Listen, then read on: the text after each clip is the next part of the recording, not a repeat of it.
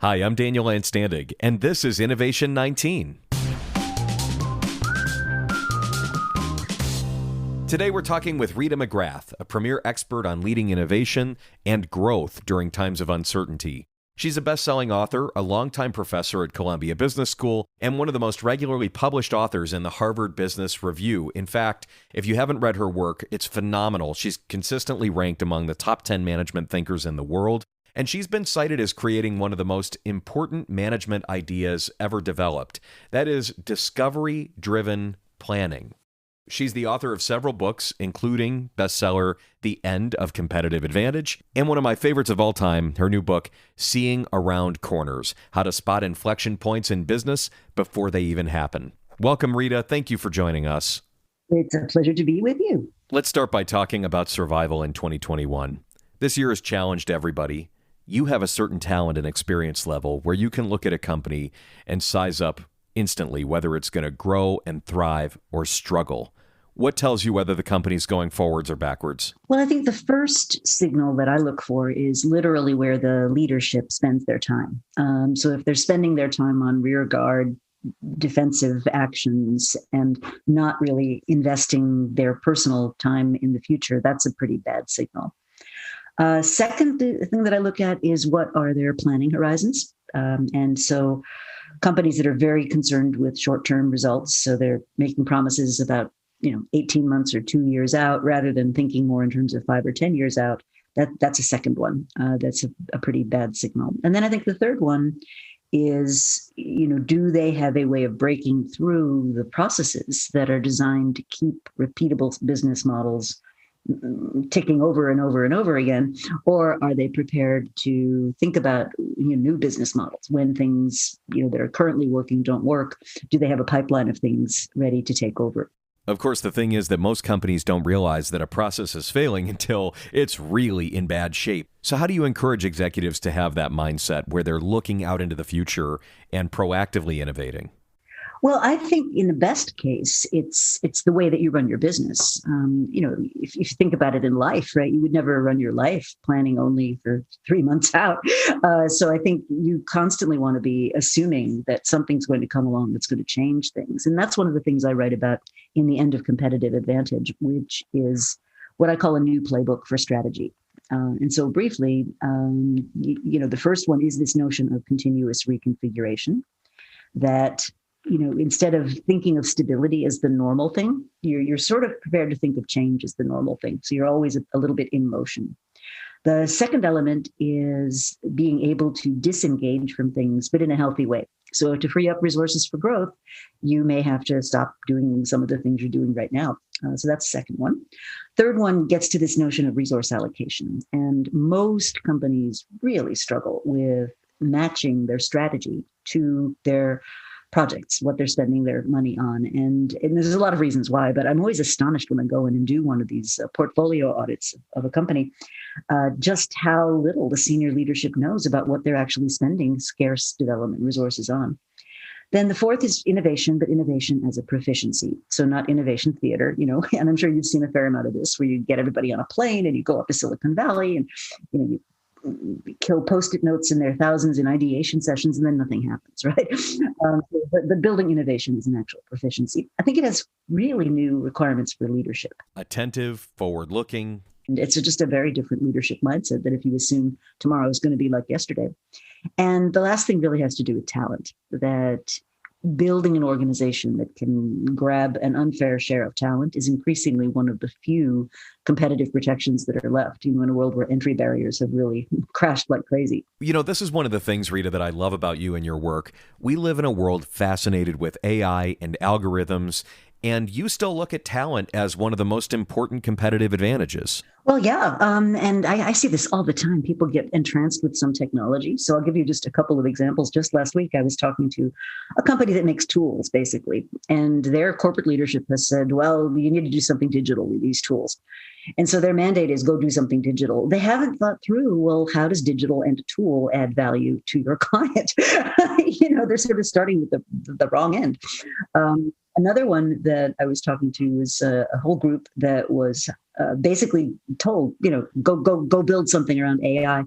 And so what I try to teach people is, start with the strategy, start with your customer, start with the job that customer is trying to get done.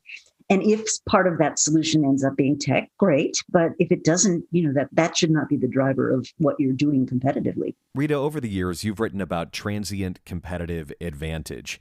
And if there's anything that we've all learned in 2020, it's that everything is transient. So could you talk a little bit about this concept? Oh, sure. So when I first started in strategy, the field really was bounded by a couple of ideas. And the first idea was that the most important thing to understand are industry dynamics. And that's because strategy has its intellectual roots, at least in American strategic thinking. It has its intellectual roots in a thing called industrial organization economics, which assumes industries exist. And so the most important idea was that you sought to establish a position in an attractive industry, so one that's growing and one that's developing. And then you throw up entry barriers like crazy, and your job then is to defend that advantage for a long period of time. And so the holy grail was sustainable competitive advantage. Of course, assuming you can find one. And that's great if you can find one. But absent behaving like a monopolist, which we have seen in some sectors of our economy, absent that, the entry barriers that once protected firms have in many cases disappeared. So, you can create a Dollar Shave Club type company with your tech stack from Amazon Web Services. You can use YouTube to get the word out. You can recruit brand ambassadors on Facebook. In other words, the things that big companies used to have to spend, millions, tens of millions of dollars to create now can be basically accessed rather than owned. And that in turn has meant that any particular competitive advantage tends to have a life cycle. So you have this period where it gets created. That's awesome. Then you have a period where you get to exploit it. That's terrific. But then, things change. Technologies change, customers change, habits change, preferences change. And so the advantage that you once had goes into erosion. And so part of the skill of being a leader today, it is almost looking at all the different activities that are going on in your organization and recognizing that they're in different life cycle stages. That, some are just being born and they're just getting started and you need to nurture those. Some are indeed in exploitation and you need to run those very efficiently. And then some are, on their way out. They're not going to come back. And so, remember all those internet service providers who sold us dial-up modem capability? Well, Right. Gone and not coming back. Not a business for the future, right?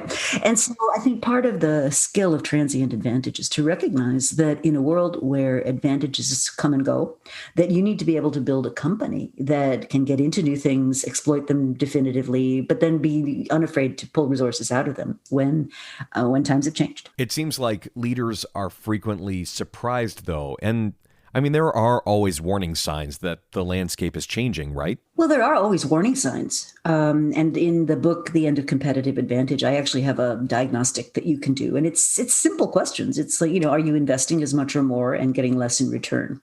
Are your customers saying that a competitor's offering, even though it's not as quote, quote, good as yours, is good enough? Back to talent. Are you losing people you'd like to keep? Are you unable to attract people you'd like to attract?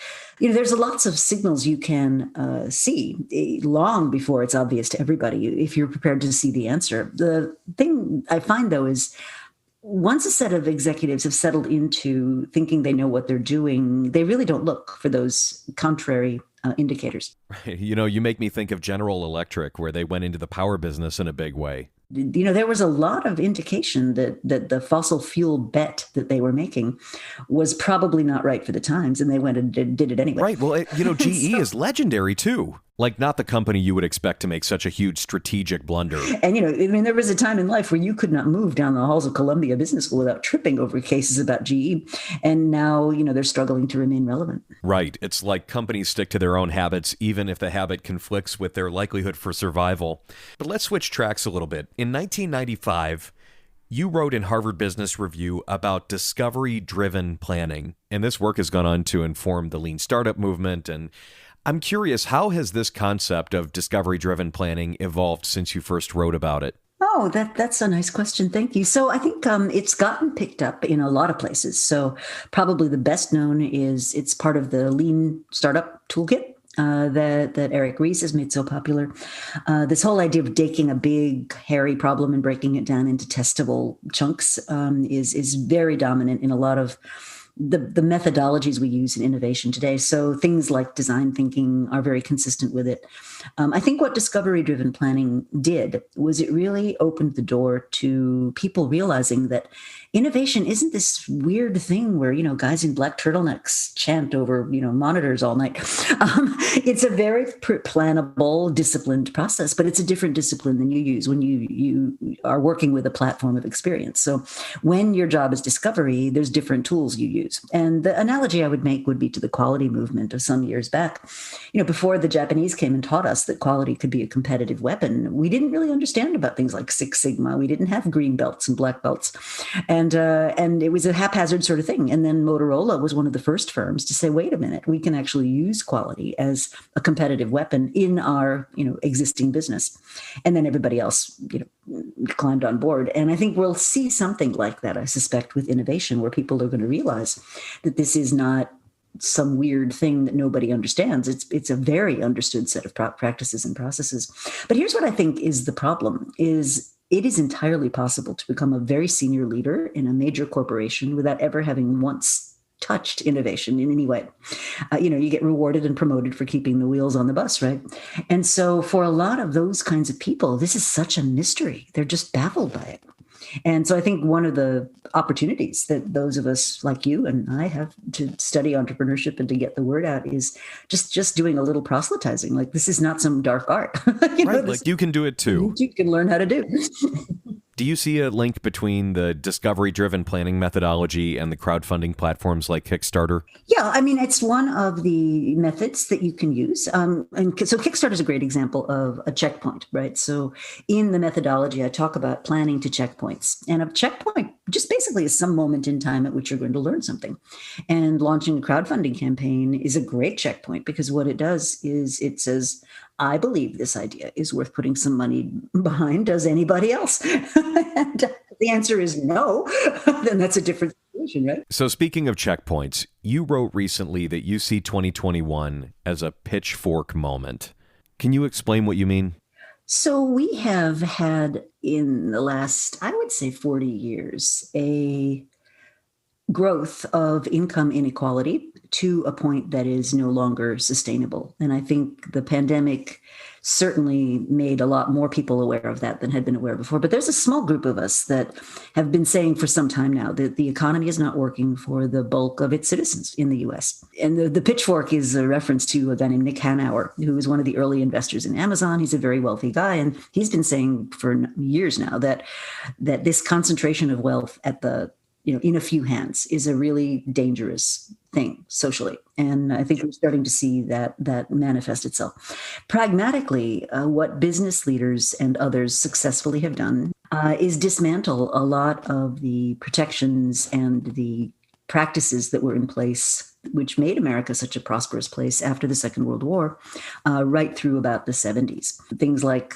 share buybacks, which have meant it's possible for senior leaders to buy back their own shares, basically stripping resources out of the company that could have been reinvested in other times. You've got shifting of risk to individuals that used to be borne by corporations. You've got offshoring and outsourcing, which was made legal by a series of trade agreements. And I'm not saying trade is bad, but you have to look at the whole system, right? You have to see where the disadvantages are and think about how you're going to manage some of those negative side effects. Oh, you're getting into some controversial territory because, one of the reasons that America has grown and excelled is that virtually everything has been privatized. Well, right. And I'd say one of the uber themes of the last 40 years has been the financialization of the whole economy. So you can wake up in the morning, buy food, go somewhere, engage in a civic activity, all run by organizations that are in private hands.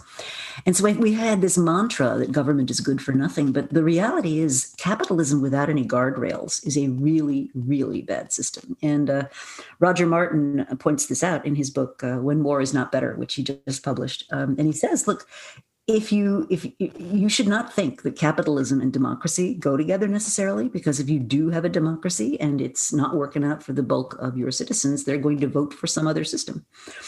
And that's why I'm talking about a pitchfork moment, which is people basically saying that the system is rigged. It's not, it's not working for us, and we really need a reversal. The point being that you can't treat the economy like it's this machine that you can always make more perfect, like more and more efficient. There are actually influencing levers: international trade, labor, scientific management, tax, and government intervention. And that's what I'm talking about with the pitchfork moment, which is this system doesn't work. We have people at each other's throats. We've literally got armed guards shutting down state capitals. I mean, that in no way is that a normal functioning society. And when you start to see this kind of buildup, this evidence, this drumbeat that the conflict is coming closer. Now, I can't predict how it'll work out, but if you're looking for weak signals, I mean, we're not in weak signal territory anymore. We're in strong signal territory. You work with CEOs and business leaders all the time. Are they thinking about these things? Are they afforded this kind of perspective, or are they just inwardly focused on how their company is performing? Well, they're not going to be able to be just internally focused, and there are several reasons why not. The first is that their employees, specifically as they skew younger, are demanding, that they take a position, that they have policies, that they have a purpose that they stand for. And so in this war for talent environment, it's hard to sit that one out, right? So that's one. I think the second thing is that, and Hanauer puts this really well. He says, if you impoverish the bulk of my customers, I don't have a business in a consumer economy. So at some level, you've got to be concerned that people that might otherwise buy your pairs of jeans or widgets or light bulbs or whatever it is, that if they can't afford it, that blows back on your business. So I think there's that. I think many of the CEOs that I talk to are in this conflict, right? Because they feel that they can't act unilaterally. And yet they would love to, pay people better wages and have better working conditions and be more fair with how the resources of their company are distributed. But they almost feel like it's unilateral disarmament. And so I come back to, there's a place for government. Government says, okay, this is the playing field. And, in the context of that playing field, you do the best you can. But right now we're sort of seeing, I have a friend who's a CEO. I was talking to him just the other day. He said, look, I'd love to pay people $25 an hour, but he runs a restaurant and an inn. He said, but if I do that, right, then my prices have to go up to cover that, and then my customers are going to leave, and they're going to go to the guy that maybe doesn't have quite as nice a product, but he's paying $15 an hour. So they want somebody else to level the playing field. I agree.